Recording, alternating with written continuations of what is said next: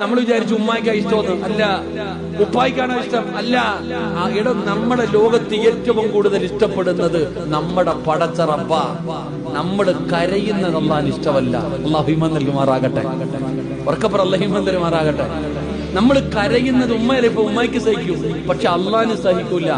അത്രത്തോളം നമ്മളെ ഇഷ്ടം അള്ളാഹിക്ക്. നമ്മുടെ ഉമ്മ നമ്മളെ വഴക്ക് പറയൂലേ? പറയോ? പാപ്പ കുരുത്തക്കേട് കാണിക്കും പറയോ?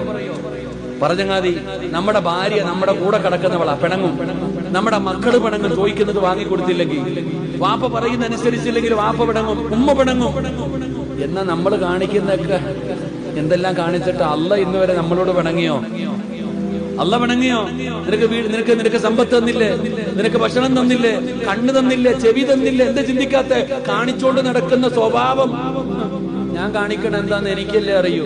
എന്റെ അടുത്ത് വന്നിട്ട് കയ്യൊക്കെ മുത്താൻ വരും. ഞാൻ ചിന്തിക്കും, പടച്ചവനെ എന്റെ സ്വഭാവം എന്താന്ന് എനിക്കല്ലേ അറിയൂ. അള്ളാഹു എന്നെ നന്നാക്കി തരുമാറാകട്ടെ. അള്ളാഹു നിങ്ങളെയും നന്നാക്കി തരുമാറാകട്ടെ. ഇവിടെ നമ്മൾ അള്ളാനെ ഓർക്കണം. ഏത് സമയത്ത് ഓർക്കണം? ഏത് സമയത്ത് നമ്മൾ അള്ളാനെ, പ്രത്യേകിച്ച് ഇപ്പൊ നമ്മൾ ഓർക്കണം.